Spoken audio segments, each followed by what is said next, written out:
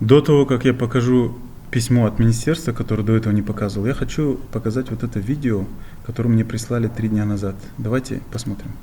Сәләфиттік уағыздаушылар Нұрлан Сеңдеуов пен Бекен Аширбаев Мысыр Араб Республикасы Каир қаласында Аддия Аль-Баян діни білім беру орталығын ашып, Қазақстан кәмелет жасқа толмаған 7 және 15 жас аралығындағы мектеп оқушыларының шығу фактілері алынған. Сәләфиттер Қазақстан Республикасы білім туралы заңды айналып өту мақсатында еліміздегі және Ресей мен Қырғызстан мемлекетіндегі жеке меншік мектептерге онлайн оқуға тіркеліп, тиісті құжаттарды рәсімдеп Мысыр Араб Республикасына шығуда. Оның бір дәлелі түркістандық өзге дін жақтасы Қалматаев Серік 2010 жылы дүниеге келген ұлы Исмаил Алиді аталған елге діни білім алу мақсатында апарып тастаған. Қазіргі таңда Али ата-анасының қарауынсыз жоғарыда аталған діни білім беру мекемесінде қазақтың дәстүріне сай келмейтін жат ағымды бойынан сіңіруде. Давайте разберемся. Смотрите, сәләфиттер и заңсыз оқытуда. Две вещи используются, обязательно привязывается, что они такие вот эти люди, сәләфиты, они обходят, они незаконно обучают детей. Кому это нужно? Кому это нужно? У кого есть доступ к вот таким заявлениям и так далее? Естественно, это у каких-то уполномоченных органов, правильно? Если это управление по делам религии, то они точно знают, что вот этот термин не используется. У нас же есть официальные ответы. Вот эти термины нет в Казахстане. А кто-то для кому-то это на руку. Во-вторых, сам диктор, он говорит вот эти названия на хорошем арабском языке. То есть, скорее всего, он теолог там или полутеолог. Вот эти названия центров. В-третьих, я хотел бы опять показать, как показывают негатив. Понятно, что это госорган делает. Я не думаю, что это министерство, но какой-то там госорган областной. Он это делает видео, сидит и собирает вот такие фото. Вот смотрите, это фото из пакистанского, оказывается, медресе. И если обратите внимание, здесь вот, вы не найдете отличий.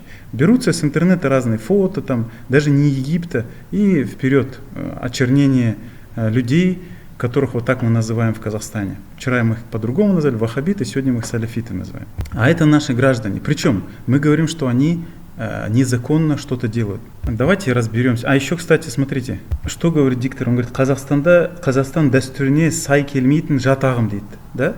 Это типа они в Египте учатся, и там, хотя в Египте столько имамов в муфтияте, которые сейчас работают, вышли. Давайте продолжим. Почему эти люди уезжают?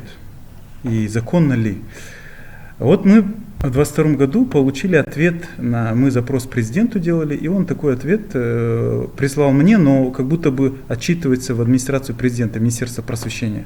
Они говорят, что в текущем году, как в советское время, в текущем году мы, говорит, продолжили работу по усилению работы среди обучающихся по вопросам деструктивной религиозной идеологии. Оказывается, школы работали с детьми нашими по вопросам деструктивной религиозной идеологии. Это в их компетенцию абсолютно не входит.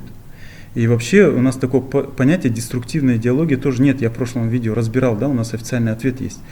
Второе. Повышение ответственности педагогов за формирование традиционного религиозного мировоззрения. Оказывается, педагоги должны формировать традиционное мировоззрение. Они вообще педагоги, они не теологи. Но при этом они должны формировать, и еще и не ответственность за это несут. Третье.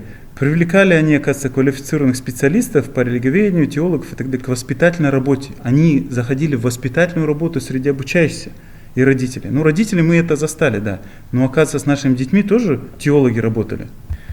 И так, четвертое, недопущение отказа участия от посещения учебных заведений по религиозным мотивам.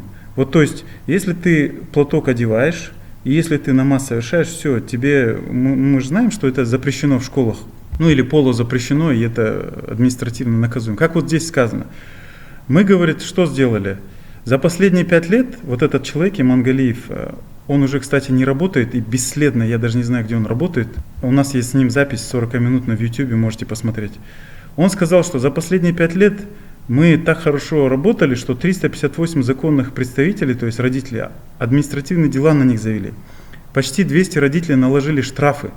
Он же говорит, что он председатель комитета по охране прав детей. Он говорит, что родительская общественность на 99% поддержит требования к школьной форме.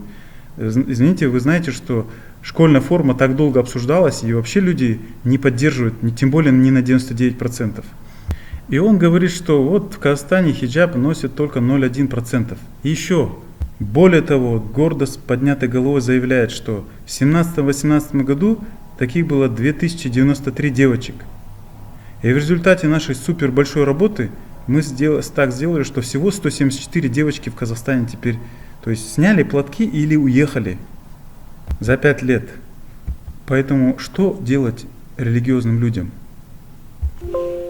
Тем более, если вы посмотрите, закон об образовании говорит о том, что это 49 статья, 3 часть.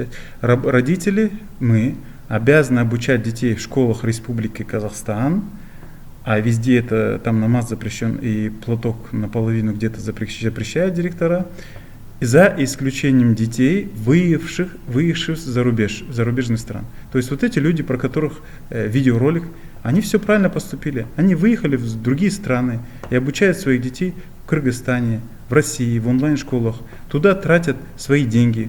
Хотя могли бы эти деньги оставлять в Казахстане. Но они вынуждены так поступать. Но я хотел бы еще вторую причину. Вторая причина.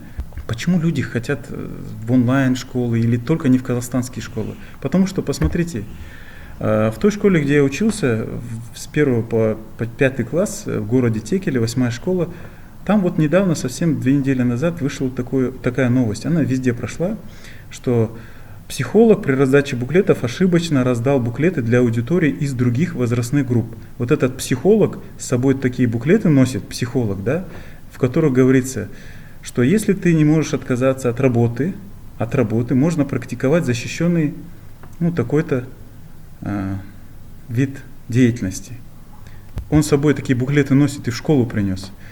Если в тебя попала жидкость клиента, там, при таком-то виде совокупления, при таком-то виде совокупления и так далее, и как можно его удалить, это все. Представляете, это все психолог, который в школу пришел 7 и 9 классу. Поэтому мы не хотим в эти школы отдавать, где психологи приходят и секс-просвещением занимаются.